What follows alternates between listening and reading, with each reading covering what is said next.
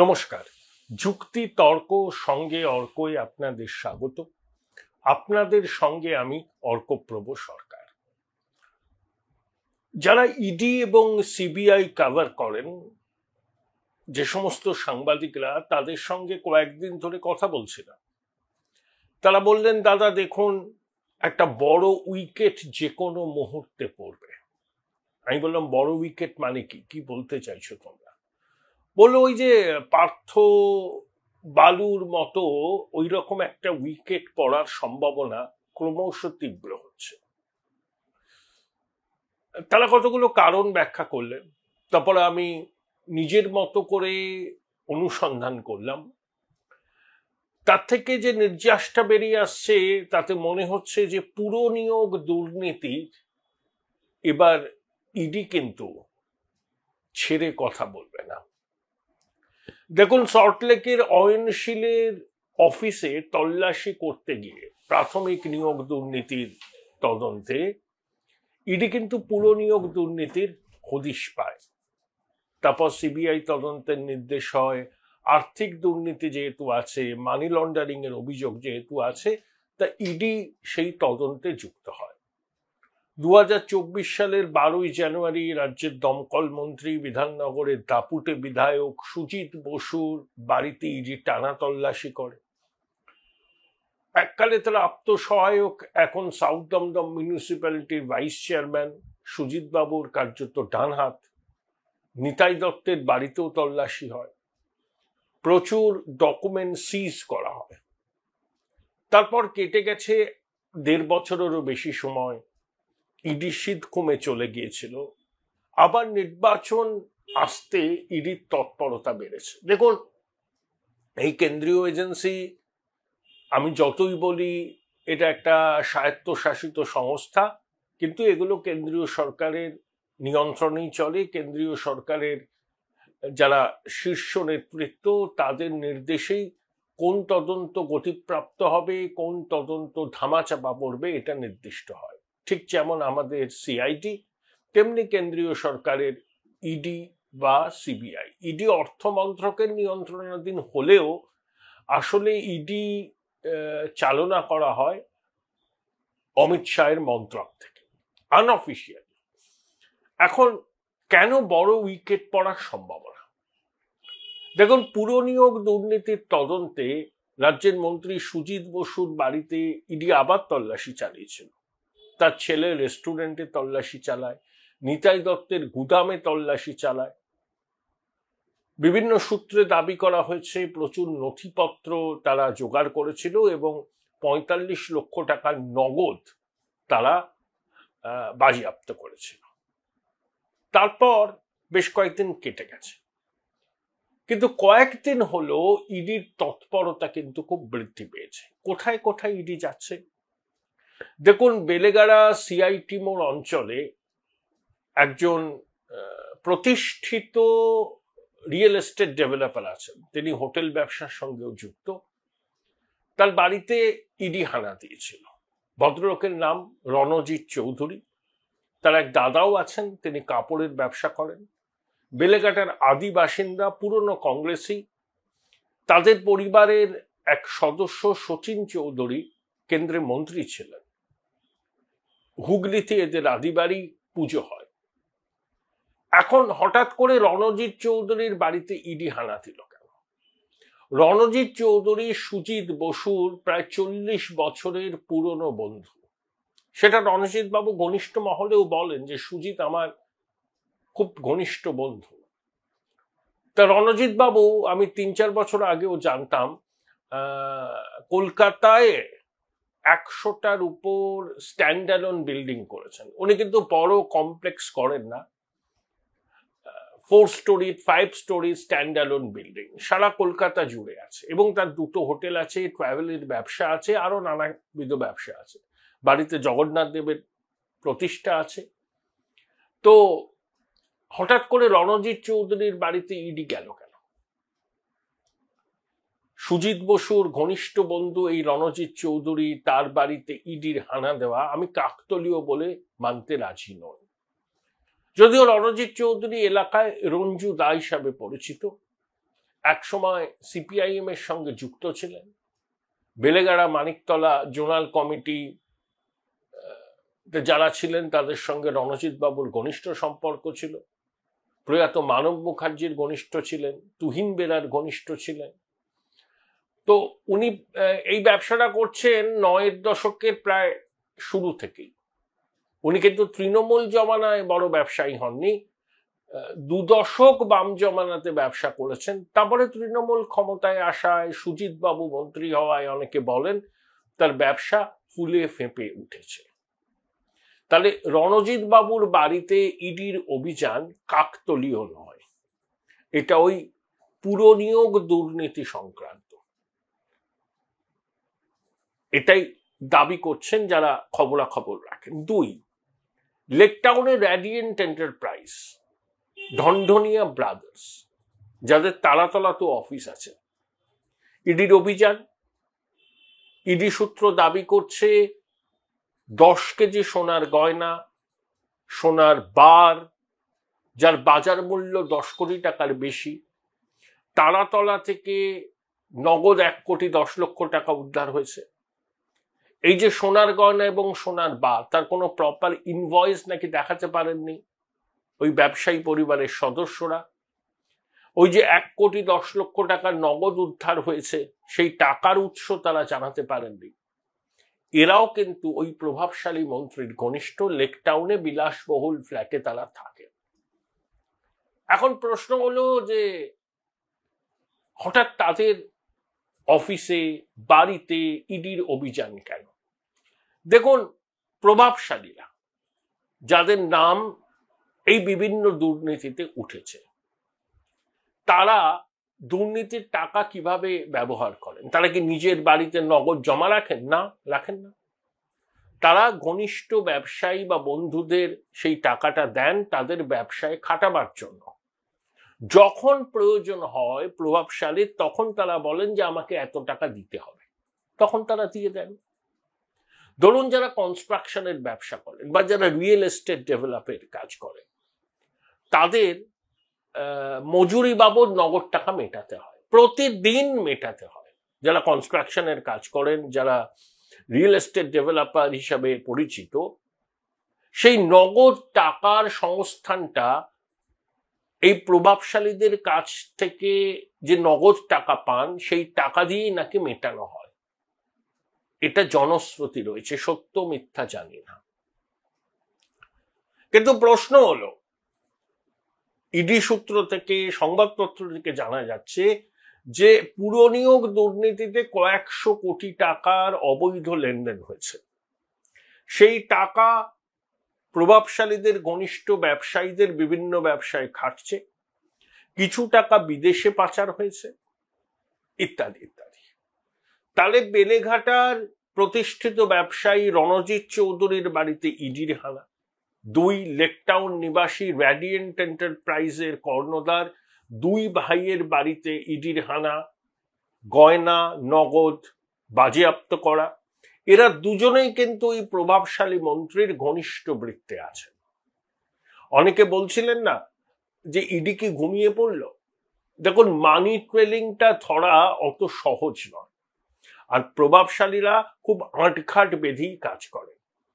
2 বছর আগে কাগজে প্রথম পাতায় খবর বেরিয়েছিল যে বিদেশে অ্যাকাউন্ট ভাড়া নিয়ে প্রভাবশালীরা সেখানে টাকা জমা রেখেছে, দুর্নীতির টাকা।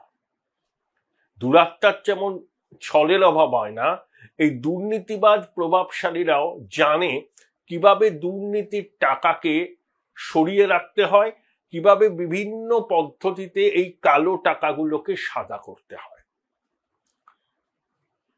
তাহলে যেভাবে তদন্ত এগোচ্ছে, তাতে কিন্তু এই আশঙ্কাটা অনেকের মনে তীব্র হচ্ছে যে পার্থ বালুর মতো আরো কোনো প্রভাবশালীর দরজায় আবার কড়া নাড়বে ইডি। এবং সেটা কিন্তু নিছক অভিযান করা, নথি তথ্য জোগাড় করার জন্য নয়। নথি তথ্য তাদের জোগাড় হয়ে গেছে, এখন ওই মিসিং লিঙ্কগুলো তারা মেলাচ্ছে। এবং সেই জন্যই দেখুন, ওই প্রভাবশালী মন্ত্রীর ঘনিষ্ঠদের বাড়িতে ইডির অভিযান হচ্ছে। তার মানে তাদের কাছে নিশ্চয়ই কোনো খবর আছে যে ওই প্রভাবশালী মন্ত্রী যার বিরুদ্ধে পুরো নিয়োগ দুর্নীতির অভিযোগ উঠেছিল, সেই দুর্নীতির ফলে প্রাপ্ত টাকা বিভিন্ন জায়গায় সরিয়েছেন। তাহলে ইডির কাছে নিশ্চয়ই খবর আছে যে কাদের কাদের কাছে সেই টাকাটা থাকার সম্ভাবনা এবং সেই টাকা দিয়ে তারা কি করেছেন। সেই জন্যই কিন্তু এই অভিযান, অর্থাৎ এই মালাটা গাঁথা প্রায় সম্পূর্ণ। হয়তো এখনো কিছু মিসিং লিঙ্ক আছে এবং আগামী দিনে দেখবেন হঠাৎ করে একটা বড় কিছু ডেভেলপমেন্ট হবে, খুব দেরি নয়। যারা দীর্ঘদিন ধরে সিবিআই এবং ইডি বিট কভার করছেন সাংবাদিকরা, তারা বলছেন যে মালা গাঁথার প্রক্রিয়া কার্যত সম্পূর্ণ, আদালত গ্রাহ্য নথি প্রমাণও জোগাড় হয়ে গেছে। এখন শুধু ওই সবুজ সংকেতের অপেক্ষায়, সম্ভবত সেই সবুজ সংকেত দেওয়াও হয়ে গিয়েছে। যে কোনো মুহূর্তে বড় কোনো উইকেটের পতন হতে পারে, সেই আশঙ্কা শাসক দলের মধ্যে তীব্র হচ্ছে। কারণ এরা তো চৌর্যবৃত্তির সাম্রাজ্যকে সুপ্রতিষ্ঠিত করেছে। প্রাথমিকে বলুন, এসএসসি বলুন, পুরসভায় নিয়োগ বলুন, এমন কোনো ক্ষেত্র পাবেন না যেখানে নিয়োগ স্বচ্ছভাবে এরা করেছে। সর্বত্র দুর্নীতি, সর্বত্র টাকার বিনিময়ে চাকরি বিক্রি করা হয়েছে।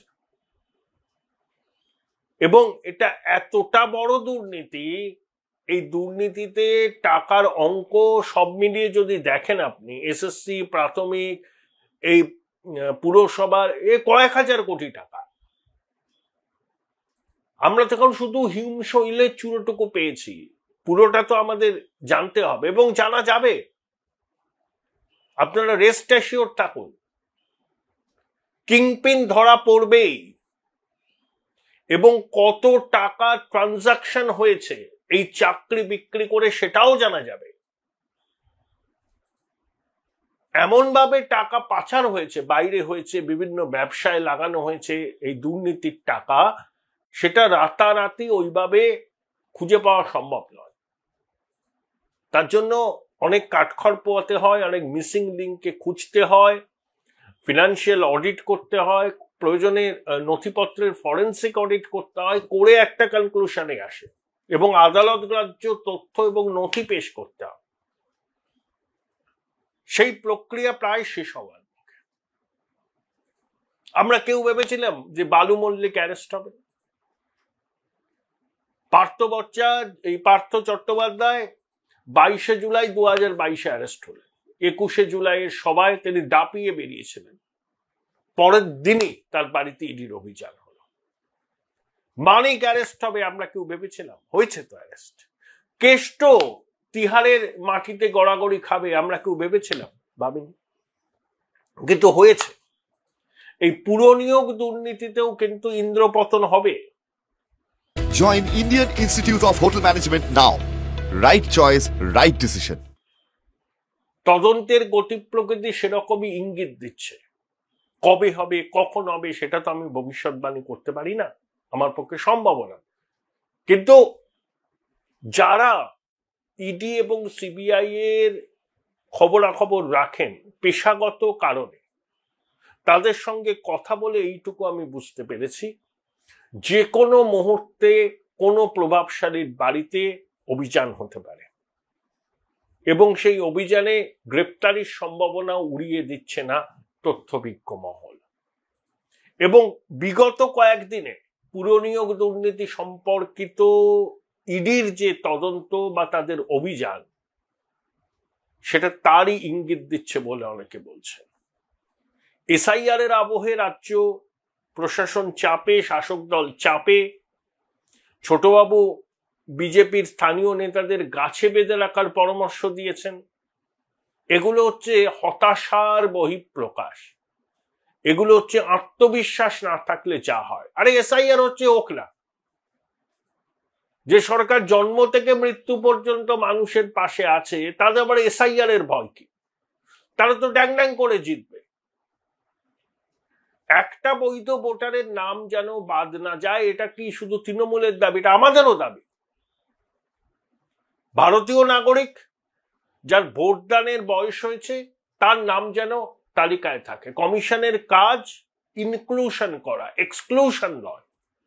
কিন্তু তার মানে এই নয় যে মৃত ভোটারের নাম, একাধিক জায়গায় নাম আছে এমন ভোটার বা অনুপ্রবেশকারী যারা অবৈধভাবে নথিপত্র জোগাড় করে ভোটার তালিকায় নাম তুলেছেন তাদের নাম তালিকায় রেখে দিতে হবে, একেবারেই নয়।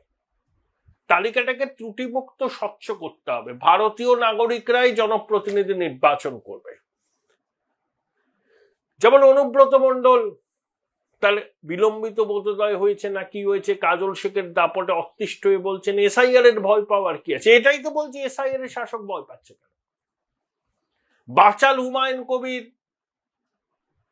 বিগত 10 দিন কত কথাই বলেছেন, স্যার তো আর প্রেস রাখা সম্ভব হচ্ছে না, সেও বলেছে এসআইআর হলে অসুবিধা নেই। হ্যাঁ, এটাই তো বলছি আমরা, এসআইআর হলে অসুবিধা নেই, কিন্তু রুটিন প্রক্রিয়া।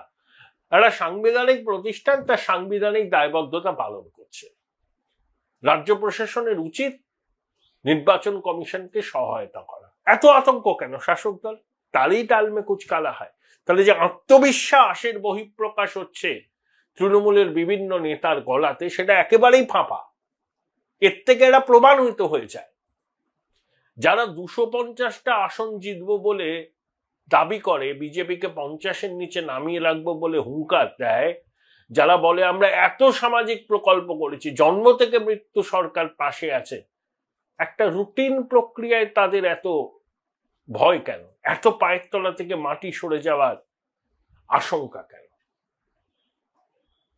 অর্থাৎ এর থেকে এটা প্রমাণিত হয় শাসক ভোটে জিতেছে ঠিক আছে, কিন্তু তাদের এই ভোটে জেতার পিছনে আরো অনেক অঙ্ক আছে। সেই অঙ্কগুলো এসআইআর হলে আর খাটবে না, সেই জন্য তারা আর্তনাদ শুরু করেছেন। কিন্তু লাভ হবে না। এসআইআর হবে, নো এসআইআর নো ভোট, দেয়াল লিখন স্পষ্ট। যতই ধমক চমক হুমকি দেখে নেব, গাছে বেঁধে রাখবো, ইঞ্চিতে ইঞ্চিতে বুঝে নেব, কমিশনের দপ্তর 1 লক্ষ লোক নিয়ে গেরাও করব, যা খুশি বলুন, এসআইআর হবে। এসআইআর ছাড়া ভোট হবে না। এই দেয়াল লিখনটা আপনারা বুঝতে পারছেন না? বুঝতে পারছেন। আতঙ্কের বশে আপনাদের এই আর্তনাদ। কমিশন বলে দিয়েছে যে নির্বাচনের সময় কেন্দ্রীয় বাহিনী আসে, কিন্তু আইন শৃঙ্খলা রক্ষার দায়িত্ব রাজ্যের এবং বিএলওদের নিরাপত্তা রাজ্যকে দেখতে হবে। সেখানে বিএলওরা যদি নিরাপত্তাহীনতায় ভোগে, তার দায়ভার রাজ্যের। যদি কোনো অপ্রীতিকর ঘটনা ঘটে এসআইআর প্রক্রিয়া চলাকালীন, ভগবান করুন যেন কিছু না ঘটে। আমি অন্তর থেকে প্রার্থনা করছি সুষ্ঠুভাবে সবকিছু হয়, বিএলওরা নিরাপদে নিশ্চিন্তে তাদের দায়িত্ব পালন করতে পারে। কিন্তু একটা আশঙ্কাও তো থাকে, যেভাবে শাসক দল হুমকি দিচ্ছে, রক্তগঙ্গা বইয়ে দেওয়ার হুমকি, চোখ উপড়ে নেবার হুমকি, তার একটা অভিঘাত তো তৈরি হয় শাসক দলের ক্যাডারদের মধ্যে। তারা উত্তেজনার বশে কোনো কাণ্ড ঘটিয়ে ফেললে তার দায় কিন্তু শাসক দল এড়াতে পারবে না। তেমন হলে তখন কমিশন এসআইআর প্রক্রিয়া স্থগিত করে দেবে। এই প্রশাসনের আন্ডার এসআইআর হবে না। 26-এর 5ই মে পরতেই সরকার থাকছে না। আর নির্ভুল ভোটার তালিকা ছাড়া কেউ কমিশনকে বাধ্য করতে পারে না আপনাকে ভোট করতে হবে। অন্য রাজ্যে এসআইআর হবে 26-এর মে মাসের পর, যখন এই সরকারের মেয়াদ শেষ হয়ে যাবে, তখন অটোমেটিক্যালি রাষ্ট্রপতি শাসন জারি হবে, রাজ্যপাল দায়িত্ব নেবেন, তখন এসআইআর হবে। তখন দেখবেন সব গর্তে ঢুকে গেছে। দলদাস প্রশাসন হঠাৎ দেখবেন নিরপেক্ষ সততার মূর্ত প্রতীক হিসাবে আত্মপ্রকাশ করেছে। তখন দেখবেন খুব নির্বিঘ্নে এসআইআর হচ্ছে, ধমকানি চমকানি নেই, নির্ভুল ভোটার তালিকা হবে, তারপর ভোট হবে। নো এসআইআর নো ভোট, এটা সময়ের দাবি, বাংলার মানুষের দাবি। কে কোন দলের সমর্থক জানার দরকার নেই। নির্ভুল ভোটার তালিকা, প্রকৃত ভারতীয়দের নাম ভোটার তালিকায় থাকবে, সেই ভোটাররাই জনপ্রতিনিধি নির্বাচন করবে, সরকার নির্বাচন করবে। এটাই একজন ভারতবাসী হিসাবে আমরা চাই। তাই এসআইআর কে পূর্ণ সমর্থন প্রত্যেক মানুষের করা উচিত। নির্ভুল ভোটার তালিকা গণতন্ত্রের প্রাথমিক শর্ত।